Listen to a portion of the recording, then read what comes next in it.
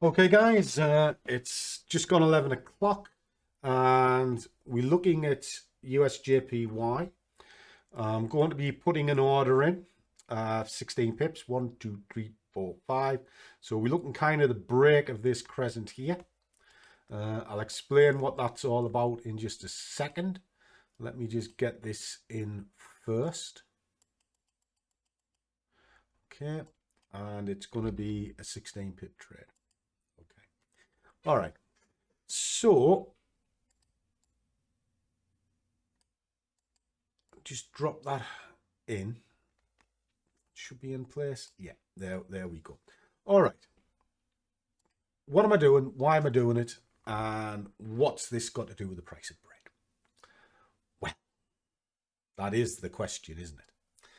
Well, first of all, I'm doing it for these guys.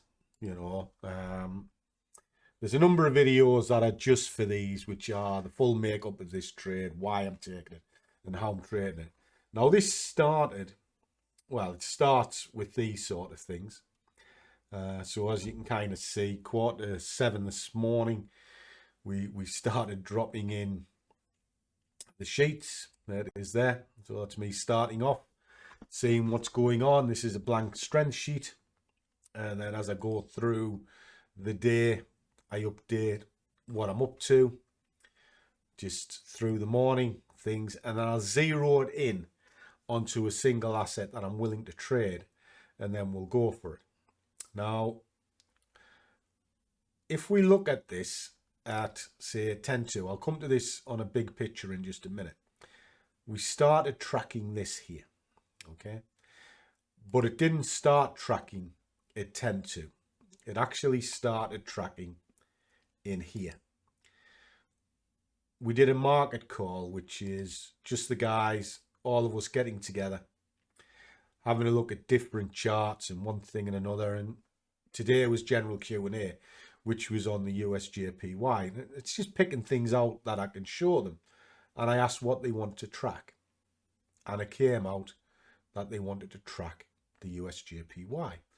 So up in the Bulls and Bears, where they just have a running chat of what's going on, you'll see, done a breakdown here. So get into it, fully break down so they know what's going on. Updated it at 10 o'clock so they know exactly what it is that I'm looking at and why I'm looking at it.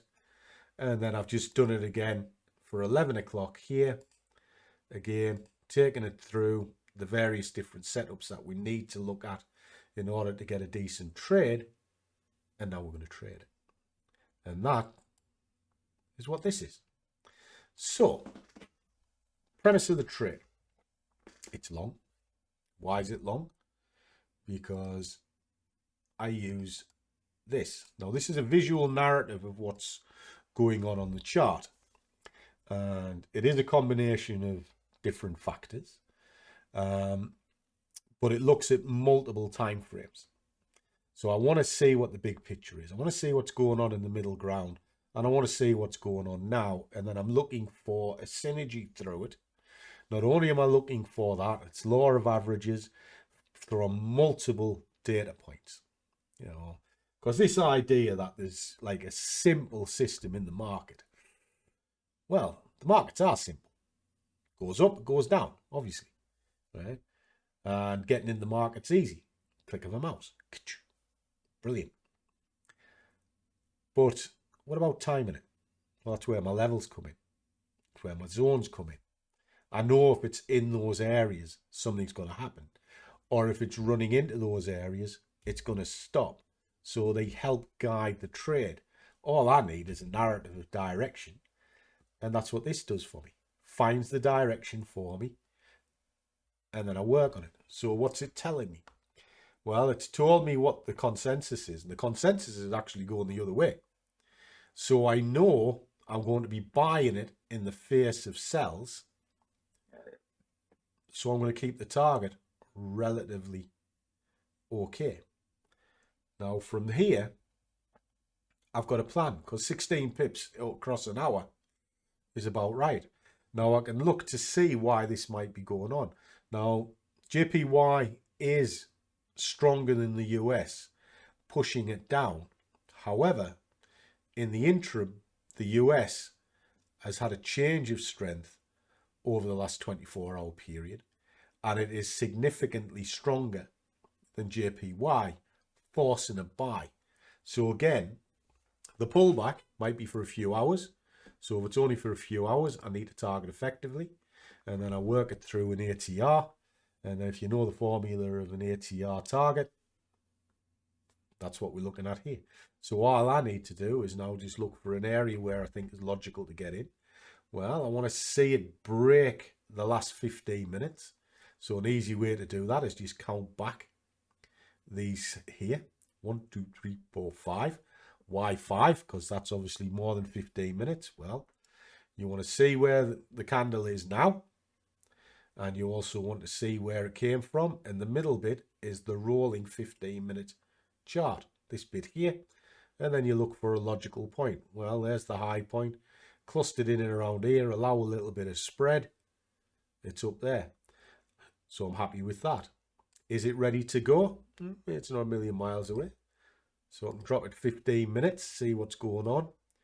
Well, it seems to be pulling down. Maybe go to just the body of that candle here, and that'll give me the break. Now, can it retrace against this move? Damn right it can. You know, it could easily come down against this, but what's the chances of it? Well, as long as it stays relatively in play.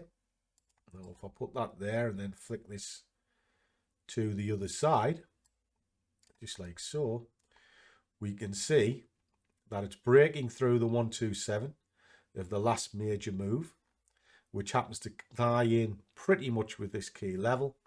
And if it's holding above that, which it is, and holding above the key level, it's going to look to attack the 161, which is up here.